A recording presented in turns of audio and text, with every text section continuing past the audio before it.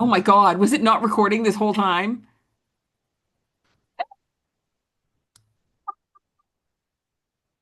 No, I'm about to lose it. We're gonna have to redo this whole thing. Something that's, kind of bitchy. Pretty bitchy. Bitchy? I know. It's just, bitchy. Well, first of all, you're a little bitchy. That's next level bitchy. Are you going to tell the Now people we're, what happened, or am I?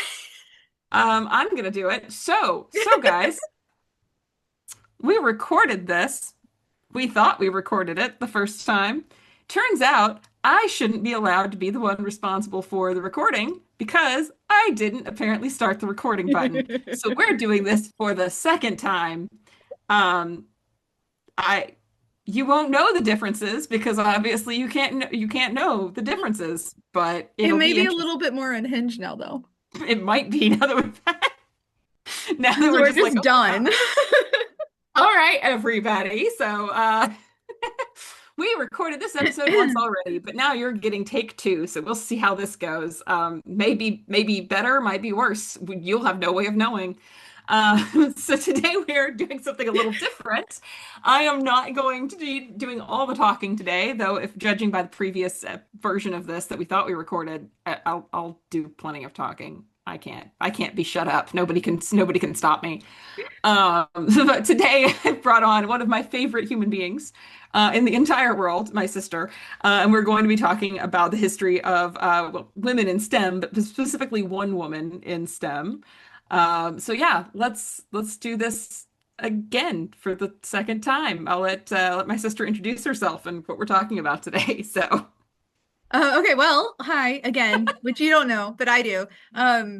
I'm Alexandria, and I am a historian on the history of STEM, and I am a middle school teacher. I teach both history and astronomy, and I write for this age group, both in curriculum and just nonfiction, writing for different types of like magazines and online things. I love incorporating the history of STEM, particularly women's contributions to astronomy, in my work. So because of that, I have several hyperfixations on women in STEM, and one of which is Mariah Mitchell. And I begged Meredith to let me come on She had to and talk about twist it. my arm so hard I because was why would I prepared want to to. have? I Yeah, was yeah. prepared to twist your arm. I didn't have to, but I had like a PowerPoint ready just in You were case. like, I can prove the justification for why we need to do this. And then I was like, ooh, you want to talk about a female STEM figure in history? Yeah, let's do this. And you were just like, damn, I didn't even have to use I know. the I was so PowerPoint. ready. That's You what I can get send me for the being prepared, PowerPoint. is I never get to actually use it. And then when I'm not prepared, I need it. I know she's the only person who keeps anything going, like any projects going, because she just makes spreadsheets for me to make sure everything gets done.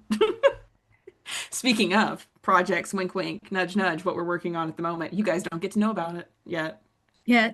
Maybe soon. Eventually. But yeah, so we're working, talking about Mariah Mitchell today. Yes. Who's obviously a huge figure in the history of STEM for women, history of STEM in general. I hate to say like, oh, she's just a figure for women in STEM because she's important, just generally speaking. But Right.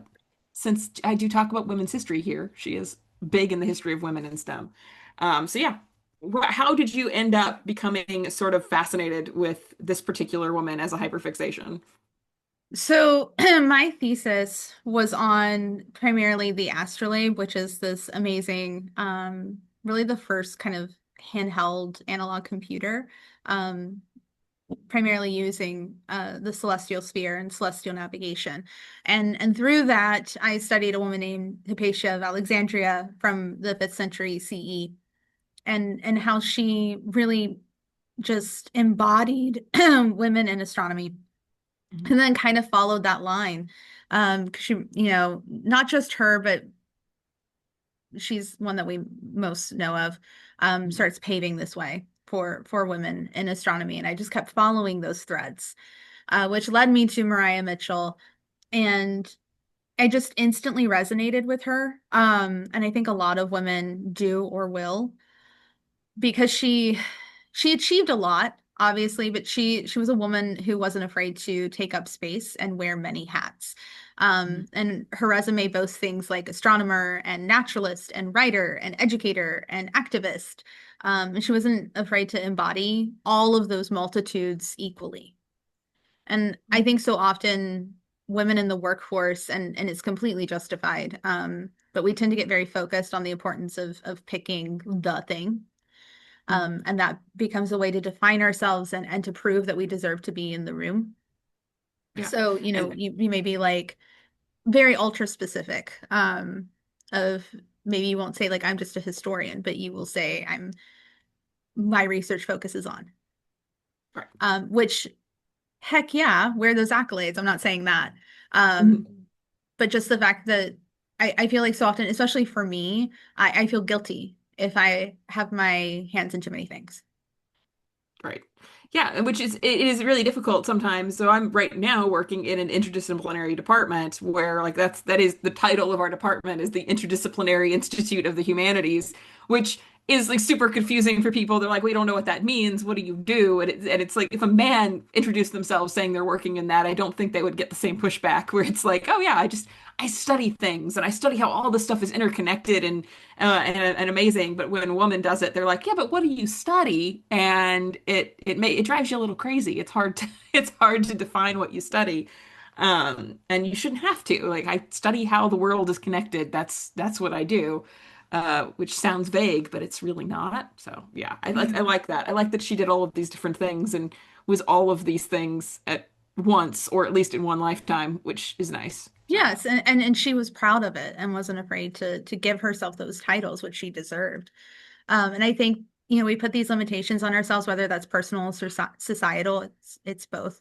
But it's just simply not true. Like we can contain multitudes if we wish. yeah, Now not to say like you don't have to collect titles, you know, to yeah. to be worthy. But it's more of the sense that our possibilities as humans are endless. Yeah, you can be more than one thing at once. Yeah, we can walk and chew bubblegum at the same time. Exactly. Not It everyone is. can, so it's a skill. It's a skill It is a set. skill. Yeah. Put that on your Yeah. resume. Put that on your LinkedIn. I can walk and chew bubblegum at the same time.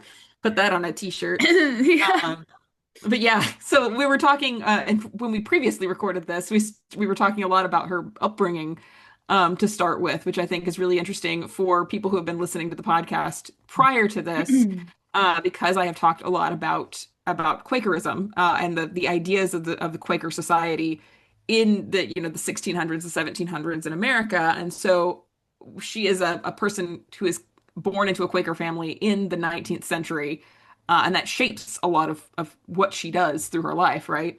Yeah, exactly. There's this cultural acceptance within the Quaker society of equality in education. Mhm. And beyond that, her parents really walked the walk of what they believed, as most Quakers did. Yeah. But her father really takes her under his wing, and trains her in this very mathematical, and academic mind, and Mhm. and educates her the same way that he would have educated any of his sons. Um, so because of that, at age 14, I mean, this is 1830s, Mhm. she was being trusted to rotate chronometers for whaling ships. Mhm. So a chronometer was invented in the 18th century, when sailors were having trouble calculating longitude. And that can be just absolutely disastrous. And it's this highly precise timepiece, that's really vital for calculating a ship's position using celestial navigation and GMT together. So trusting a 14-year-old girl to ensure its accuracy it's no small thing. Yeah, trusting a 14-year-old to get dressed in the morning is no small thing sometimes. So certainly trusting her with the entirety of like the safety of a group of people trying to cross the ocean or trying to navigate the ocean is it's wild. God bless them for giving her that opportunity. She clearly knew how to do it, so it wasn't a bad idea, but not many people would probably give a 14-year-old that chance, regardless of male or female at this point. Exactly. And when you think of it in terms of whaling ships, I mean, this isn't just the sailors' lives that are depending this. This is entire family livelihoods Yeah. that would have depended on her to get this right. Mhm. So it's no small matter. And she obviously does it well. Mhm. Um, and it's incredibly evident that she's just her mathematical mind is otherworldly. It's impressive. And she contains this love of pushing forward and getting better and learning. And I think to do what she does throughout her life, you really have to have a love for academia, Yeah. or it just would not have worked. And she takes that into even from early adulthood, really just wanting to make this accessible. Mhm. So she becomes the Nantucket Athenaeum's librarian Mhm. and really opens up access to knowledge to her community. And I think that that's such a beautiful thing that one of her first jobs is this access to education, and we'll see that string, throughout her life. Yeah, she wasn't just interested in the science or the math, which obviously was, but so much of her life is dedicated to access and making other people have that ability to have that same educational ability. And I mean, quite frankly, sometimes academics are way too obsessed with like keeping control of those things because it makes them feel special. Yeah. It's that, we're not going to share this knowledge. We want it paywalled. We want it kind of a little bit more um, distanced from the public because it makes it feel special or makes my job feel special. And I don't get that, but I know that there are some academics who feel that way. There's So, also this like huge distrust in community minds mhm. of, well, they wouldn't be able to understand it, so we shouldn't give them access to it. It's like, well, of course Instead they're of not going to understand it if they don't have access and you don't explain it to them. I don't the know. cycle, the Venn Yeah. diagram is a circle. But yeah, so she from a very early start in her career is really laying this foundation of how she feels about the equality of education, um, holistically. And then from there, she ends up working with her father for the U.S. Coast Survey, and Mhm. she's widely considered the first woman employed by the U.S. government. Wow. And this was, They didn't do that often. no, and then this is the first woman within like an academic salaried position. Mhm. Um, so her job was to calculate astronomical tables for celestial navigation. So she's still working within that navigation area, and she studied primarily Venus, which I think is so cool. Yes. And it's serendipitous in a way because I mean Venus is obviously in ancient mythology holds feminine power. Mhm. But scientifically it's our third brightest celestial object in the night sky. Mhm. And because of that it holds very predictable patterns of motion and it makes it consistently reliable for navigation. Yeah. I'm going to take the chance to make the same joke I made in the first version of this recording, which is that I find it awesome that Venus, the feminine celestial body, is the one that's good at helping us navigate since men can't ask for directions. It's just it's I don't know. It's a very stereotypical joke, but it's not wrong. It's one that has to be made. I mean, everyone has to be thinking of it. Yeah, it You has to just be. It have has to it, be. it would be a missed opportunity. Yeah. And I always, when I was saying about Venus having the feminine like attributes to it, it always makes me think of that book that came out like I don't know, it was famous in like the 80s or 90s. Men are from Mars, women are from Venus. Oh, Right. It's just that this the whole thing goes together, I think, which is hilarious. it really But does. yes, Venus gets its very much is connected to the feminine body and the ideas of what womanhood is. So yeah, I think it's very fitting that that's what she was navigating with. It's dependable, it's reliable, it's consistent. Can keep You can use it time. for navigation. Yeah. You can calculate the altitude above the horizon. With it, and from there you can get a ship's latitude. Mhm. It's predictable pattern of motion. It makes it a fantastic timekeeper. Do with that what you will. Yeah. And it helped understand a ship's lunar distance. So it really puts into context that again, that importance of Mariah's work in this capacity regarding data sets. They weren't just giving her like pencil pusher work. Yeah. You know, like Which she's like you might think that just because she's working with the same group their father is working with, like, oh, they're like, oh, well, he wants to give her a job, so we'll give her some little like secretarial job just to make right. him happy. No, they saw her skill set and they said, ah, let's give her a really important job. She can definitely handle this. Exactly. Exactly. It held incredible significance. It wasn't a token position at all. So like an astronomical table, for instance, it facilitates the prediction of celestial positions, including those of like the sun and moon and planets against fixed stars. So it's a data structure that's commonly formatted within rows representing specific entities, and then columns representing properties such as right ascension and declination, which is our celestial latitude and longitude. Um, and then also the magnitude. So our first that we have our first example of this kind of astronomical table data structure is from Ptolemy in the second century CE in Alexandria, Egypt. I mean, this is like the OG stuff. This is what we've been using, like we've been using this to navigate for like since written history at the very least, we know. So she's doing like very important age-old work that's been keeping people Exactly. alive, navigating for centuries. Yes. Yes. I love data sets. You're such a nerd. I love it. Oh my God. We're also this is why we get along so well. We're both just nerds. We are both nerds, I and love it's it. fantastic, and I love it. Mhm. I'm going to Mhm. make sure that this is still recording. It is. It is Okay. still recording. We have to double check every now. I Okay. keep going back to look. I'm like, is I'm it recording? traumatized now. We're so traumatized. Like, just leave it. Leave it up to me to cause an entire hour's worth of recording to just be poof, we didn't even do it. It's fine. So, We all make mistakes. pivoting back. Um, so she's already doing this incredible work. But it was October 1st, 1847 that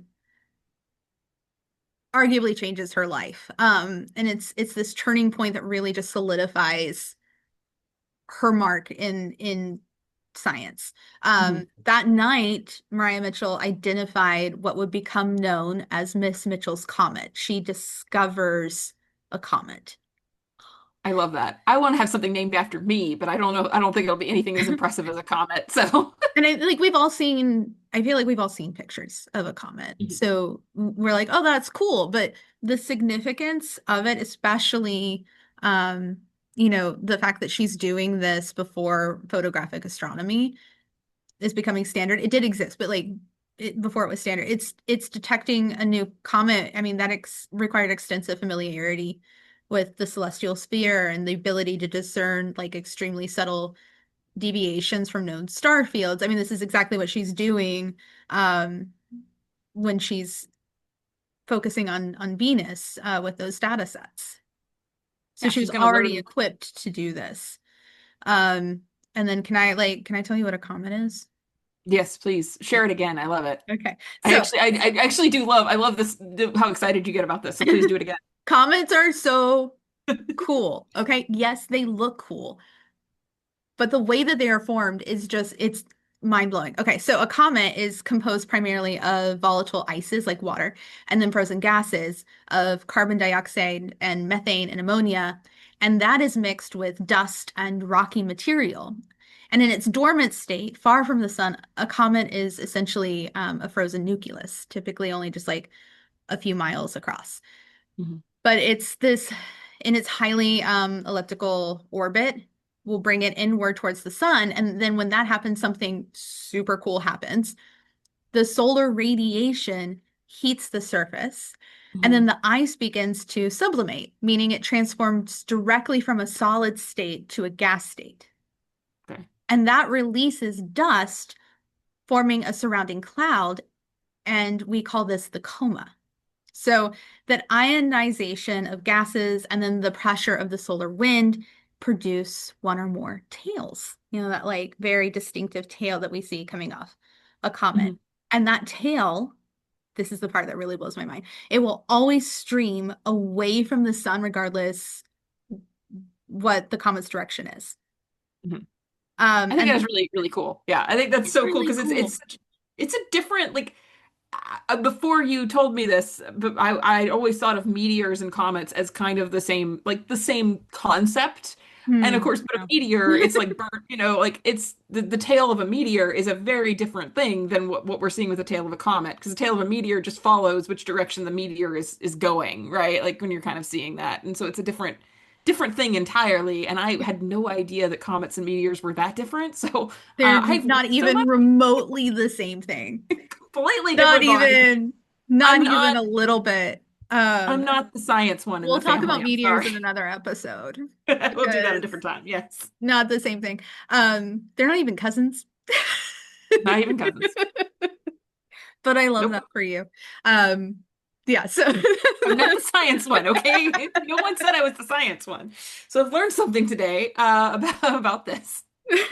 so um so yeah, so it, like the tail will always go away from the sun regardless of where it's traveling. And so these features make comets uniquely identifiable. Mhm. And once their orbital path um are measured, it can allow astronomers to determine things like their velocity or their Mhm. spatial orientation relative to Earth. Okay, very cool. They're so cool. And I'm not the only one who thinks they're cool. Of Um, course not. of course not, but Of course the not. King of Denmark also loved comets. He loved astronomy, period. Like it was a hyperfixation for him. And Mhm. so he awarded medals within the scientific community for discoveries like this. And he awards one to Maria Mitchell. And this was a distinction that was just usually awarded to male European astronomers. So this really placed her firmly within the professional scientific circles at the time, when women were rarely acknowledged as contributors, period. Right. I love that. She was I, getting that like it was like this is a huge opportunity for her to be like, "Ha, I can do the same thing that you guys can do and do it just as well or even, possibly even better, who knows." But she's doing the same work that these men are doing and getting rewarded for. exactly. It's so cool. And that trajectory just continues. She's appointed as the first astronomy professor at Vassar College in 1865. Mhm. And the significance of that goes far beyond just the personal milestone, which is, big in its own right. But at the time, Vassar was one of the very first institutions in the United States that was designed specifically to offer women an education on par with men's colleges like Yale. Right. Um, because Yale, if you don't know, Yale was not always co-ed. It was a men's only Yeah. institution. Most Um, of yeah, most of our educational like the older educational facilities that we have in the US or in Europe, those were almost always male focused. And even if they did allow women in, they allowed them into very specific degree paths or very specific types of training. Because it was the idea was like women are different than men, so they are not going to succeed in the same fields that men go into. They only need to learn women's stuff. Like the idea of we go into like the idea like, oh, secretarial work, we can teach them how to type, but we're not going to teach them how to do anything more complicated than that because that they wouldn't succeed in that anyway. So that very much is a major issue. And so Vassar being like, hey, we're just going to teach them all the same things at the same level that men are being taught. It's pretty wild for a university to do that at the time. yes, exactly. And then to focus specifically on women, because like Mhm. the Harvard College Observatory eventually follows suit. Um, Mhm. but again, just an entire college that was focused on the academic rigor for women Mhm. is an experiment. It was a social experiment of the time, and she plays a defining role in that. Um, which is, I mean, so cool. However, and we were talking, I'm obviously we're talking about this because we tried to film this before, but Yeah. even then, so it's this amazing thing in the equality of education and access to education and women's equality. But Maria Mitchell is still fighting for equal pay. It's wild. It is an incredibly wild thing. And when I was reading your notes, it blew my mind that you have a organization, a university specifically structured around the idea that women should have equal access to education, equity, and equality for women, and they're still paying the male professors more.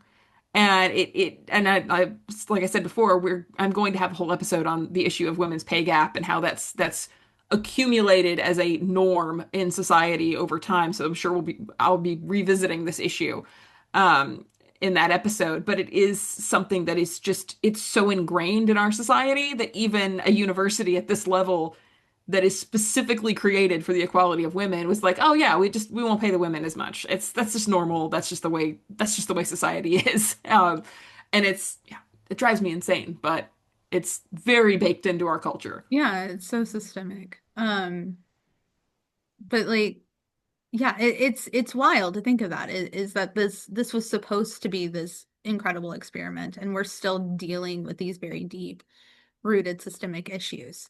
Um, but it existed as a liberal arts college, which means that it was complete with laboratories and observatories and rigorous mathematics and philosophy, and science was included. And it's the farthest thing from a finishing school in these terms, which was what women's colleges were, for the most part, all the way through, into like the 1950s.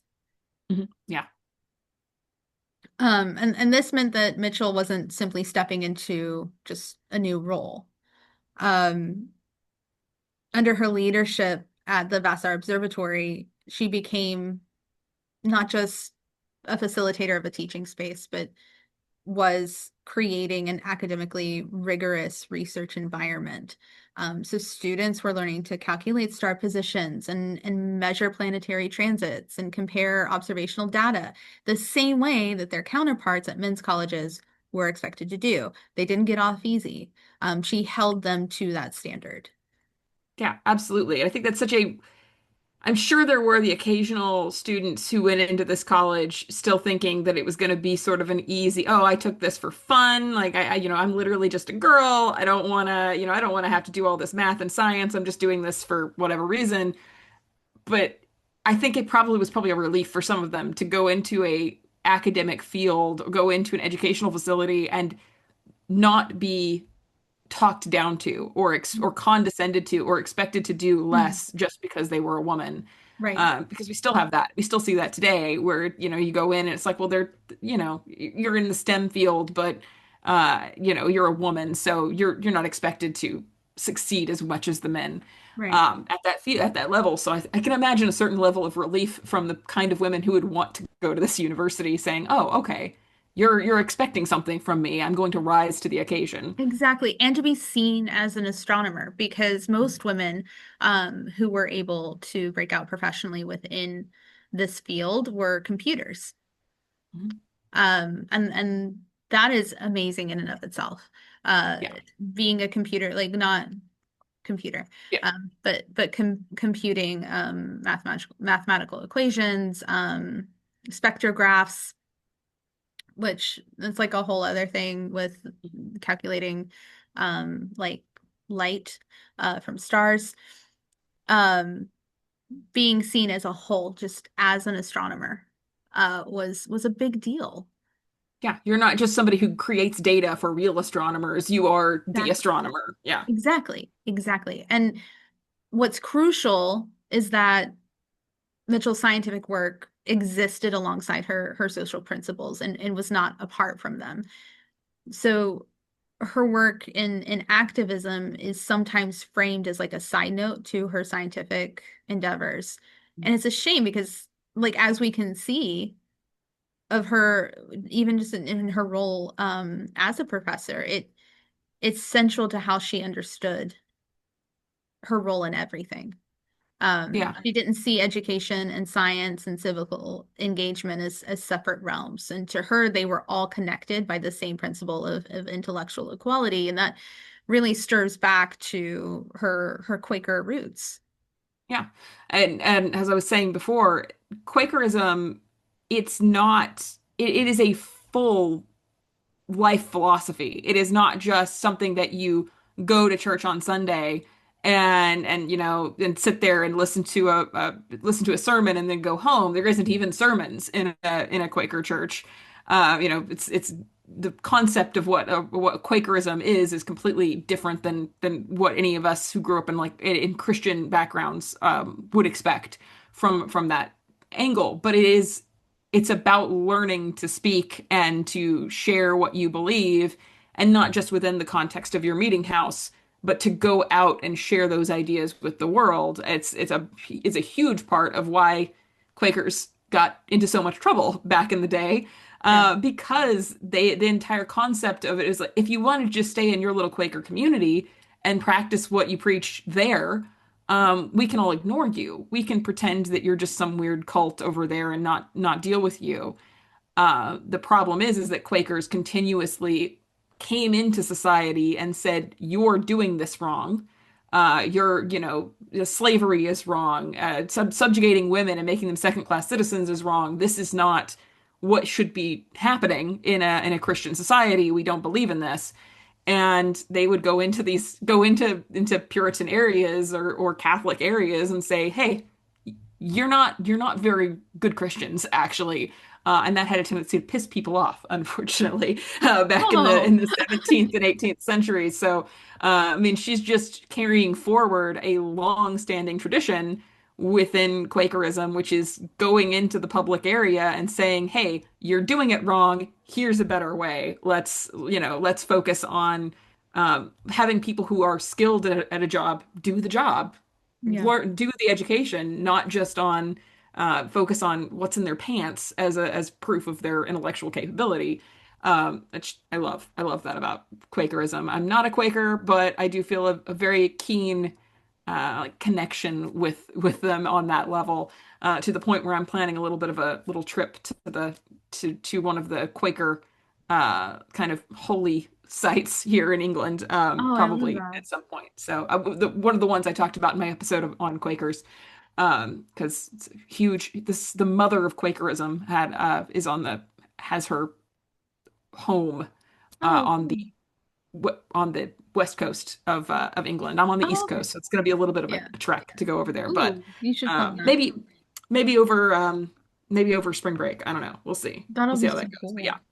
Yeah. And you know, obviously Mariah Mitchell focuses on gender equality.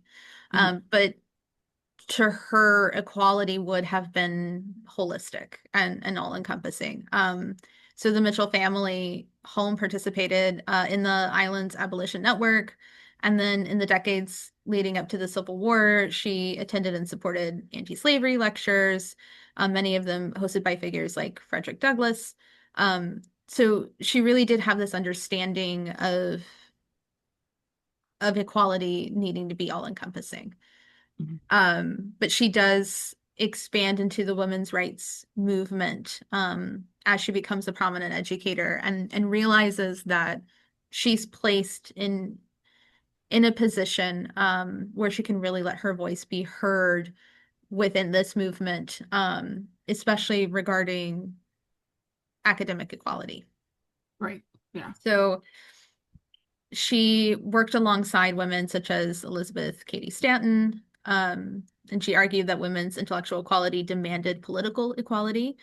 Lucy Stone, whose insistence on women keeping their legal identities, and that resonated strongly with Mitchell's own views on autonomy. Mhm. And she collaborated with Julia Ward Howe through the organizational networks that supported women's conventions and education reform. Mhm. And these roles, they weren't symbolic. It was administrative and intellectual and persistent. And she delivered talks at women's congresses and published essays on the necessity of women in scientific fields. And she worked to create a model for women's professional associations. She Yeah. pushed directly for salary equity, like we talked about, and confronted the board when she discovered that male professors earned more than their comparable work. I Uh, imagine that was not a very fun conversation for the board. Probably. I mean, Probably just not. imagining it. And that conversation did not go over well. They were like, "Oh no, we don't like being confronted on this." But No, she does but she not seem always, like a person who would have gone easy on them on this. no, I don't think so. And that was Yeah. because every time Mariah Mitchell uses her position of power to push and advocate for women's rights, she does it in a sense of just like data. Mhm. And looking at it from this very rational point of view. So she argued that if women are capable of rigorous academic achievement, then their labor deserves to be equally compensated. It just is very black and white. Like, hello, this shouldn't even If be a I'm doing conversation. if I'm Um, doing the same job this guy over here is doing, I should be paid more. I should be yeah, paid the same amount he's getting. There's just no excuse for that. And it's for in academia, there's nothing more shaming than somebody being like, the data proves that you're wrong. Like the data, you're doing a wrong thing based solely on, social convention or what you think is normal, not based on the data. And I think that that's incredibly shaming in that arena of the world. exactly. I mean, Stanton argues that women's exclusion from higher learning produces this false narrative of inferiority and that that was intentional. And Mhm. Stone insists that education and political rights were inseparable, and so does Maria Mitchell. We have writings of hers where she talks about denying women's advanced education dwarfs the mind, and that suppressing women's intellectual growth was not just a loss individually, but just society as a whole. Mhm. And so we have this clear through line for Mitchell where women must have full access to the tools of education and employment and community and civic voice. And she understood that the academy can either reinforce inequality or become a site of resistance against it, and she chooses the latter, Right. specifically for her and her observatory, and she surrounds herself with those women who are doing the same and Yeah. models that for her students as well. Which is such a huge thing at modeling of that for students. As I mentioned in my episode on Quakers, the ability for a generational ability for people to learn to stand up and speak on equality is so important because you have, like I mentioned in my episode on the Quakers, where a daughter sees her mother doing this, she's going to naturally think that that's the way to do it. Like I'm going to do this. Same thing for a student who sees their teacher doing this work, especially in politics and activism, as alongside her normal work in academia. They're going to see that as the natural, normal thing for them to do with their own careers, and that's such an important thing to it feeds into this generational change that we want to have happen. So, Exactly. And then Mariah Mitchell takes it a step further and becomes a founding member of an organization called the Association for the Advancement of Women. mhm, And this is founded in 1873. And it wasn't like a social club or like a symbolic community, which I think a lot of people, like if you hear that big name, kind of think it's this kind of symbolic thing. But it was an early national organization and it focused on expanding women's opportunities in education and science and industry. But they did it again through this rational way. And emotions and activism they have their place. yeah, And there is an importance and there's a role in that. But what this organization really does is put a backbone to that of mhm, presenting data and research to back that up. mhm. Yeah, And, it's and much, that, I was saying before, it's very important for that to be a factor because too many people, that's the language they speak. Or at least it's the language they use to justify what they're doing. And it's much harder for them to continue that justification of saying women shouldn't contribute or women don't contribute. So we don't have to emphasize their education or their training or allowing them to work in the public sphere because what's the point, right? right. When you confront them with the data and say, actually, if you can see that women are just as much a contribution to society intellectually as men, it makes it a lot harder to justify keeping women out of these roles, even if like we shouldn't need to justify that everyone should have access to these things, because that's just common sense. Let people have equal access, Mhm. but the data is important for some people. Yeah, exactly. A lot of times, especially in academia, we think in numbers. And Mhm.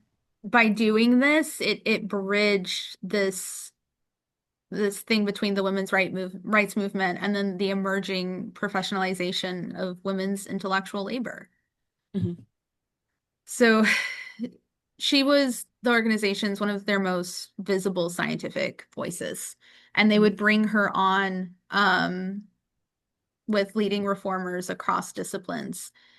And this included, the women that I mentioned before, and including Mary Livermore and women educators from institutions across the country as well.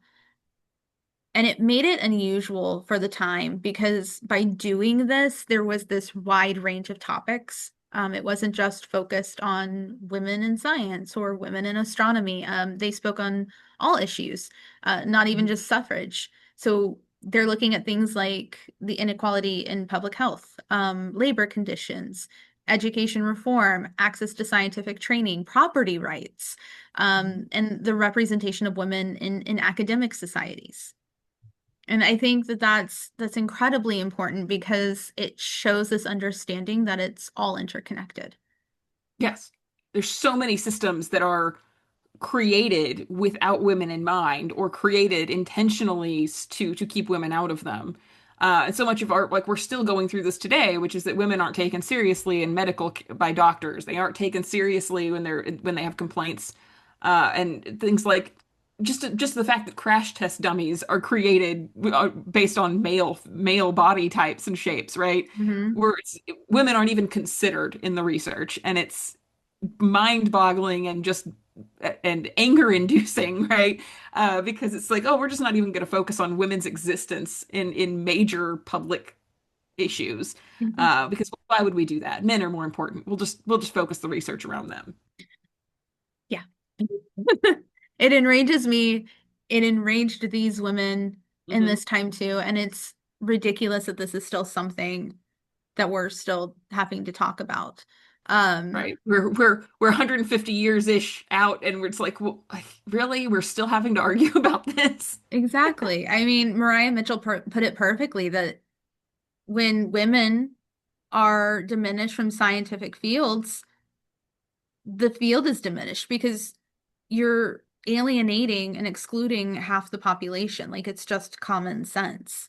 Hmm. Um, so she took that and she chaired committees and delivered papers and pushed for the idea that women should be recognized as contributors to astronomy and mathematics, not because it was novel, but just because it was rational, Hmm. just because it made logical sense. Um, and so she centered her talks on the intellectual and economic consequences of restricting women's education, especially in these fields. And she argued that women's scientific participation was not an aspirational concept. It was a practical necessity. So if society benefited from discoveries and innovation and research, which we do, it would just prove to reason that excluding women from those endeavors was a deliberate choice to impoverish knowledge. Yeah, more minds working on an issue is better. Mhm. More people, they're coming at it from different angles, they have different perspectives, different capabilities, and that is going to improve the system overall. Mhm. And it doesn't even have to be that they're working on women's stuff, like that, women's issues. Like obviously my focus is on women's history, but women in any field in history contribute something different Mhm. to looking at an issue, and that's good. We want that Exactly. included and not just a bunch of the same people expounding on the same ideas over and over again. And so it stands to reason that the same thing applies to science. I am no scientist, but I would say It the does. fields cross, It right? does, and the organization proves this. The Hmm. members compiled reports on women in industry, and they would gather statistics on educational access, and then they would take those findings because we talked about how it's important to Hmm. know the language, um, and how a lot of times in like academia we think in numbers. So they would take these reports and these statistics to lawmakers and institutions, and then would distribute them to the public as well. They understood power in this approach. It Hmm. mirrored their scientific method. They're showing, yes, we can think in this way. Hmm. Don't you dare call us, overly emotional. right? We We understand science, we understand data just as well as you do, and we're maybe going to better. use that data to Yeah. prove our point to where it can't be denied. Which is, the scientific method is observe, measure, analyze, and act. And that Hmm. is exactly what they continued to do. And it represents this activism grounded in evidence, which Mariah Mitchell was a huge advocate for. And it just created this environment of shared commitment to intellectual rigor. And they worked to normalize the idea that women belonged, that they just Yeah. simply belonged. Knowledge expands when barriers fall, and access only strengthens inquiry. And it's not even just access to education for women. It's the public having access. So, things like this podcast, creating and taking down those academic barriers and talking about complex topics in a way that is approachable and easy to understand so that people can further ask questions. Yeah. That's my entire purpose is if my job is just to like create data and analyze things and write really dense opaque reports or papers that never get read by anybody. It just I mean those things are important. I'm not knocking people who do that and that's their whole career, but I don't feel like it contributes as meaningfully in some ways as explaining this to the public. And like we were saying before about education, it's not about teaching, right? It's not about teaching someone a set of ideas. It's about teaching them to think about those ideas Mhm. and ask questions about them. So when you go into a situation after listening to my podcast, it's something I hope people are asking themselves, but why? Like, why is it this way? How did it get this way? How do we stop it from being this way? Not just, oh, that's just the way it is, which is how people tend to look at, the world around them. They just say, Mhm. oh, well, that's just, I don't make as much money as a man. That's just the way it is. They don't think about why it is or ask as many questions as they possibly could about it. So Exactly. I think it means a lot. Yeah, there's power in curiosity. I always tell my students that my job isn't to teach them what to think, is to teach them how to think. Mhm. So equipping them with the foundation to ask questions, and to Mhm. follow those questions. And I think it's a real disservice, and Mariah Mitchell did too. It's a disservice when we create a barrier, Yeah. We in want more access people. to education. Yeah, we want more people asking questions, not less. Exactly. Which, we're dealing with a lot of people not wanting people to ask questions these days. It's not a popular thing to ask too many questions sometimes. Yeah, you can't separate academia as a whole, but in terms of Mariah Mitchell, she really believed that you couldn't separate your politics from science. It's very interconnected because of the fact that so much of it is about observing data and asking questions. Um, and when we when we do create those barriers, or we start distrusting the public's ability to understand complex topics, we only feed into anti-intellectualism. So even by being like, I'm going to separate, you are still feeding into, the greater political ideology. So Yeah, I mean, yeah, that's why I'm obsessed with her. I think Because that's a very good reason to be obsessed with her. she really bridged that. She did. And she didn't there wasn't this like, I'm this first and then I'm also an activist. It was, no, they have to be one and the same in order for Yeah, it to mean something. And that's incredibly profound for me, and it paved the way for so many women after her. yeah, and in our first recording, I was saying if the work you're doing isn't meant to make the world a better place or try to improve upon, you know, whatever, our environment, our political policies, our education, whatever. What are you doing? Like what is the point? It's all just kind of self-congratulatory at that point. Which, I'm not saying don't be self-congratulatory. Do things that make you feel good and make you feel like you're that you enjoy. but I do want the work I do to mean something a little bit more than just, publishing an article. Yeah. Don't I stop want there. to do something else. Yeah, don't stop at that. Make it mean something for people outside of your field, Yeah, not just within your field. So, I and I agree. think Mitchell is a good example of that for I sure. agree. So I'm so happy I had you on to talk about her because, did the whole episode of Matilda Jocelyn Gage, same time period, same ethos in a lot of ways. Um, but it's just a person I didn't know that much about. So I need to have more people on to talk about their hyperfixations, I think, because it's so much more fun to learn about it from somebody else who's, really, really loves the person or really loves their history and what they've done. Because I can only do so much with my reading and things like that. I'm never gonna feel as much about a historical figure as somebody who's, really focused on them for a while. So Yeah, yeah. I agree. Thanks so much for coming on. Thank you for having me, Meredith. History. History. History. History. History. What a bitch, right?